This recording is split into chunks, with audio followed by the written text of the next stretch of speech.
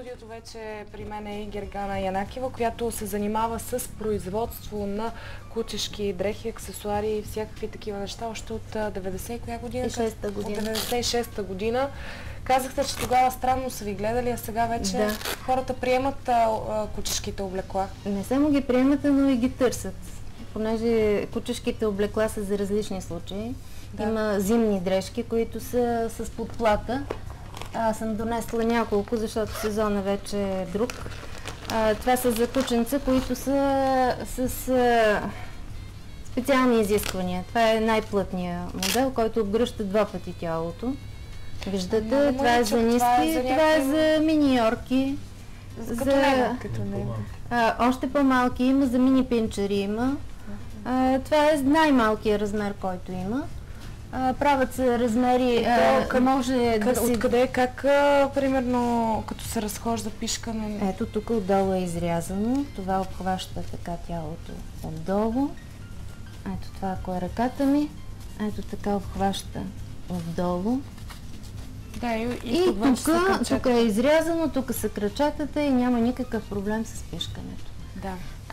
Когато се правят индивидуални дрежки, се правят по размер на кучето, взимат се размерите, като се казва дали е женско или мъжко. Ако е женско кучето, тази извивка я няма, защото то няма как да напишка дрежката. За мъжките се изрязва, има изисквания за определени кучета.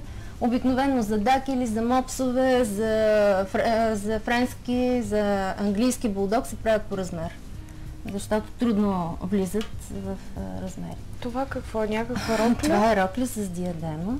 За по-специални случаи, да. За млади госпожици. Няма на Гучи да слагаме тази рокля. Не, Гучи няма да го обидиме, но Гучи можем да го облечем в представете си вашето кученце с тази дрежка. Тази дрежка и диадема. Новите неща за сезона. Тази диадема отдолу чака. Да, защото може да бъде по-стегнато, зависи колко е голяма главичката на вашето куче. За да не го притесняваме, се регулира. Да. Има и шапки, които са там при госпожата в размери за кученцата. По същия начин отдолу може да се разширява. Това са кърпи.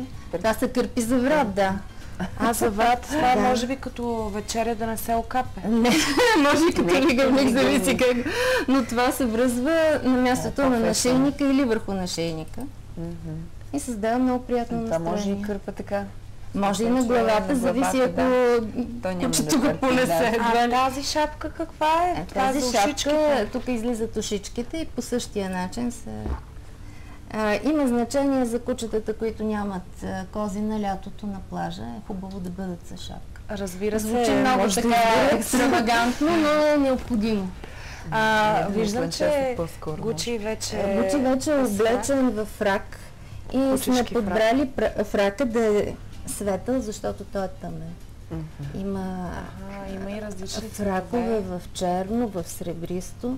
Харесваш ли се? Има тук и... Има папионка. Папионка, да, не има знам. Има и отделни аксесуари.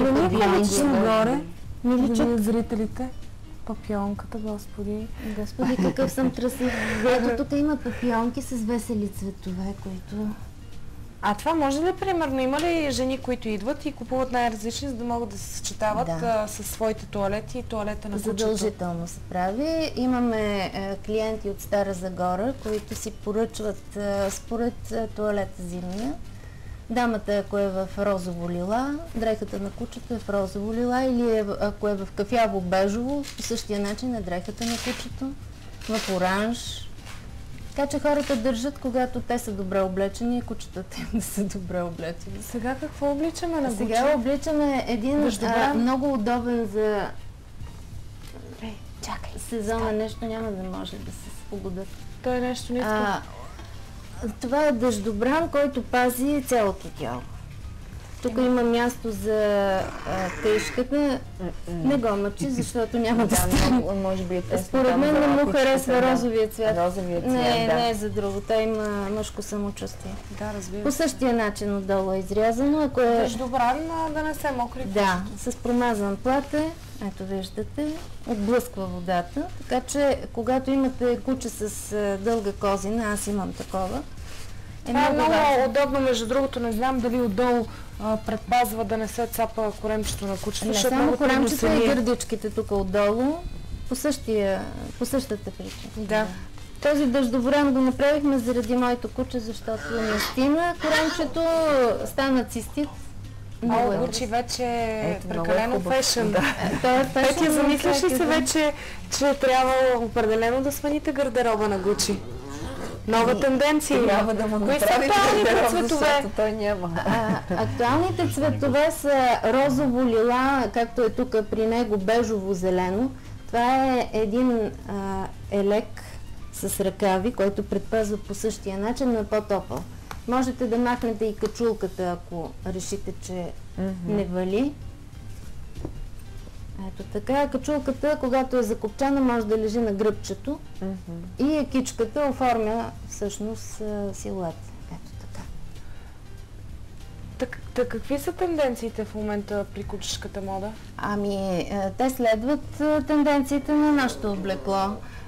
Сега лятото вече излизат тениските. Това е актуалния милитари цвят. Дамите са в розово лила. Меките цветове в момента са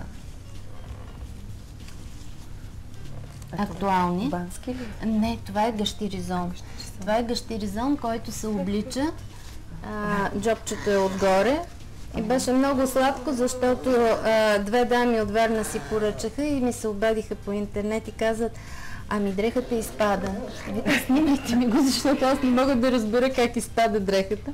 А те бяха сложили джобчето отдолу, така че кучето изпадаше от дрехата. Ако искате, облечете го. Бяха приказни, после го облекоха и ни изпратиха снимки. А виждам, че и сатена е особено актуален. Сатена, да, това са една линия. Ето, това са всъщност актуалните цветове, които държите за младите дами. За младите дами. Да, могат да бъдат също така надписани с камъчета. Това са обикновени, сваровски, в зависимост от това какви са изискванията са и цветовете на камъните. Много се разсърди детето. Сега Риза ли му обличаме? Риза и панталон, но той не е съгласен. Гучи, стой. Чакай. Ето го. Много го обидихме. Може малко да го пусте и се разходи така да... Ето това. Да видим дали ще му е комфортно. Аз според мен той не е свикнал и ще се Да. Ох, колко е хубаво. До сега не е бил О, дрехи. Гучи, много си красив. Той е обиден според мен. Гучи. С ризи с панталони. Да. И колан. Да, аз мисля, че когато има някакъв по-специален повод, това е играчка според мен и за собствениците, защото едно куче, което е взето за да бъде домашен любимец и другарче и приятелче. Първата реакция винаги е така, вече. Да, сега е спокоен вече. Има различни варианти на тези панталони. Тук това нещо има вълдънкови, това са леки памучни материи, за да не дразнат тялото. Да. Специално при ризите и панталоните.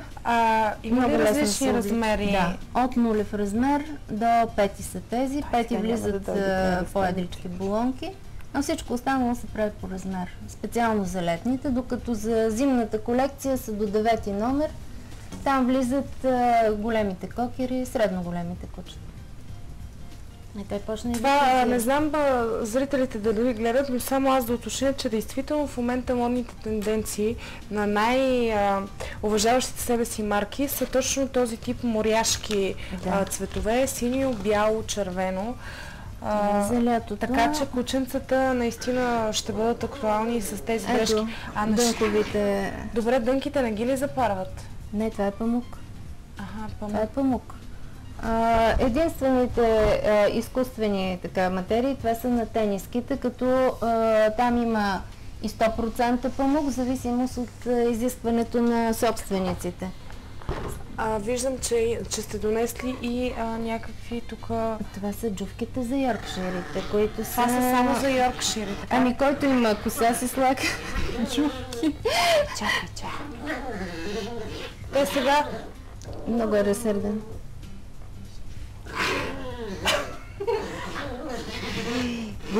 Гучи. Добре, вече мисля, някои животни явно наистина не обичат... За първия път, като не това знае е- за какво става въпрос.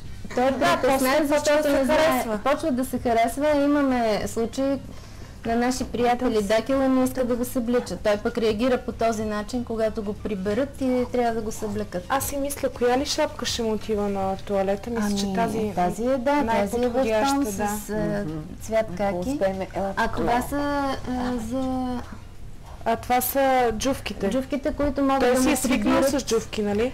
за да може да, но да сега вижда. няма бритон в момента Да, за джувка. подстригане.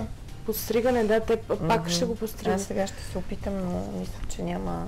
Мале, измъчихме Чакай, стой. кученце. Измъчихме кучето. Машиници Жертва на предлагате ли? модата. Не, машиници не предлагаме. Това пък е за весели моменти, калинка. Калинка. Да, могат да се правят и маскарадни костюми. Правиме за Коледа костюми. Ето го. Дядо Коледа. Дядо например. Коледа имаме, да, с шапчици. Няма много коса. Мами слада. Да. Ето, видяхме как може да се сложи джувка. Ето това Аз си е... мисля, че шапката ще е по-подходяща за него. А, това е Няма нещо да ви много дразни. красиво. Това е рокля, която е по-есенна, с карирана. Много е мека материята, може да се сложи и шапка, ако вали, или да се сложи качулката. Интересно е, че имаме и мъже, които си поръчват. За един Йоркшир от Русе, Марк, имаме поръчка за такава рокля. Тя е като шотландски боец, той е в черно и бяло. Вие си познавате по-голямата част от клиентелата. Какво ви прави впечатление? Все повече хора ли започват да си поръчват такива... Сега тук трябва да му пъхнем ушичките, нали? Такива Аз не дрежки. сладени. Да, може би така ще е. панделката трябва да се махне. Държа. Така, първо панделката махаме. Един аксесуар. Какъв ви беше въпросът за... Въпросът ми беше дали хората все по-често започват да купуват такива аксесуари за животните Да. си. Да. Само за кученца ли имате? За котенца? Не, за котенца, за маймуни сме правили, колкото и да звучи. Има ли много хора с домашни любимци маймуни? Нямам представа. Просто ми беше поръчано, нещо не направихме както трябва. Ето тук трябва. Не, ще свалиме, защото ще го измъчиме. После ще я сложим. Той си седи, харесва му шапката, да ви кажа. Не. Дайте да изберем някоя. Една, която е лесна, да. Може би дънковата също така. Ето тук към този туалет може да се сложи. Така, това се... Той му стана интересно, не знам дали... Да, той се успокои и вече се хареса. Ето, Хареса страхотен се. си. Да. Да не ти Ти се предлагам ти просто да се замислиш сериозно. Гучи си е роден манекен, според Направо мен. е роден манекен, да. Гучи, Гучи. Той преодоля. Преодоля първата треска от ужаса. И вече е доволен. Как се Така, нарича? може би най-много възприемат Папионките, те защото са като нашийниците. Хоп, Гучи, дай надолу малко главата. Ами ние Не, той е му интересно. Така Подредихме. забавлява се. Гучи, камерата е там. Я се усмихни. Я се усмихни. Цено. Може Доволен е. най-различни неща такива. Аз като гледам, разкажете ми някоя интересна история, която се е случила с вашите клиенти. Ами, не мога да се сетя нещо много интересно. Казахте ми, но че имам- сватба сте правили. О, сватба правихме на 2 мопса миналата година по-миналата година на Йорданов ден. Собственичката на мопса е Йорданка. И на нейния имен ден направихме, т.е. те направиха сватба на кучетата си, на нейната мопска и на приятела в ресторант, Вече с се специална препарираш. торта, с слово от собственика. Беше просто... Рокля, булчанската рокля от шифон ли я направихте? Тя бяха 2 туалета. Единият туалет беше в бяло и сребърно, защото беше високосна година и се носеше сребро. Да. Беше с вуал, а другата беше тя беше изцяло от шифон и дантела, а другата беше с горна еластична част и много силно набрана долна, като и тя имаше вуал. И направихме така за весел момент и един жартиер.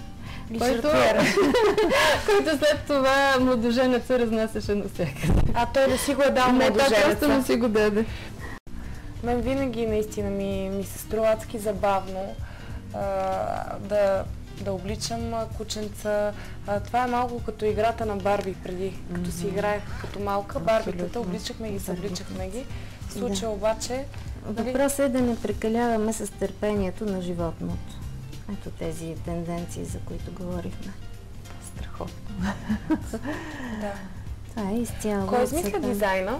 Ами, дрехите са мой дизайн. Вие си ги измисляте.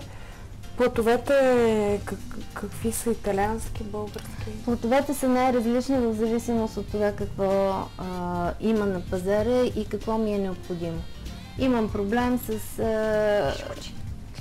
това, че когато от една фирма съм купила нещо, следващия път не мога да го намеря.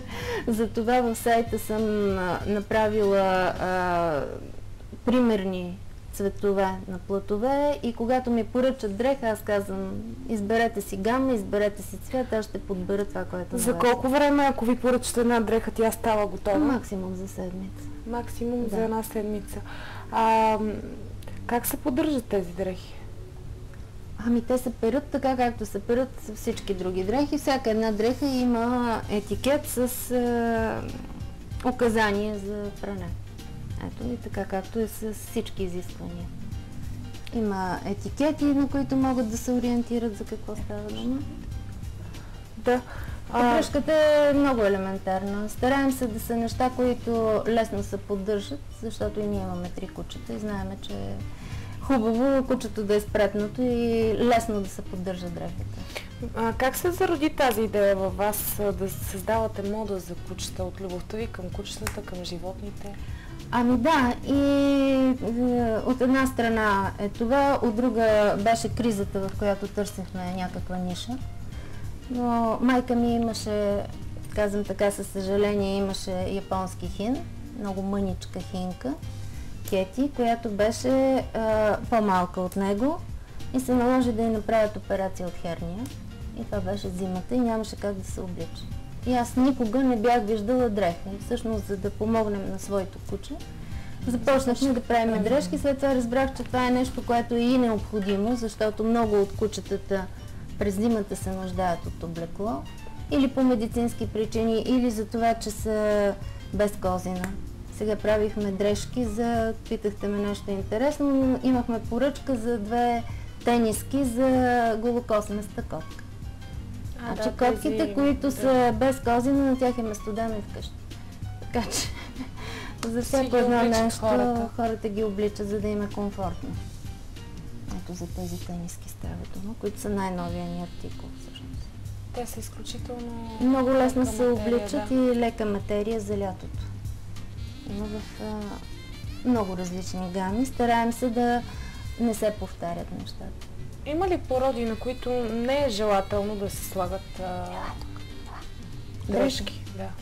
Ами има породи, които са зимни породи, но пък имам клиентка, която облича своето куче, което е дългокосместо, с тези старонемските овчарки, които са с много голямата козина.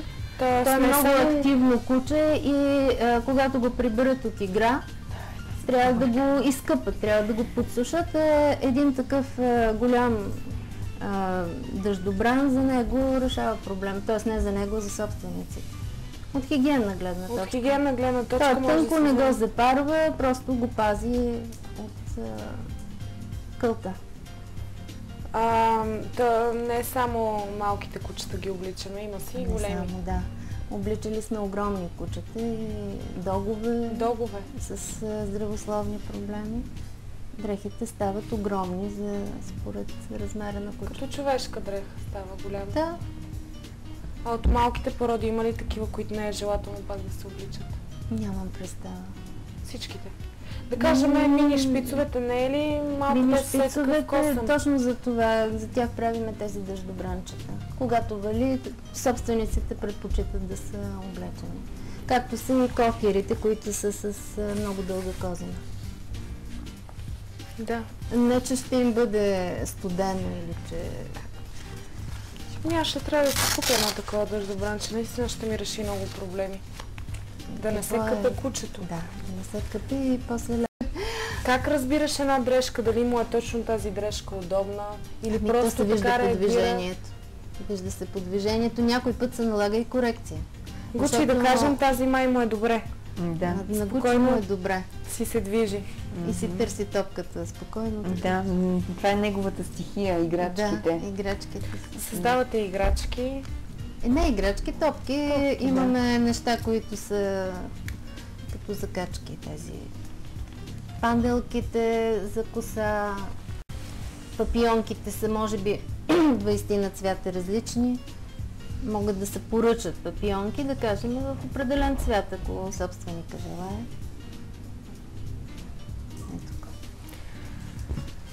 Много ви благодаря, че гостувахте в предаването.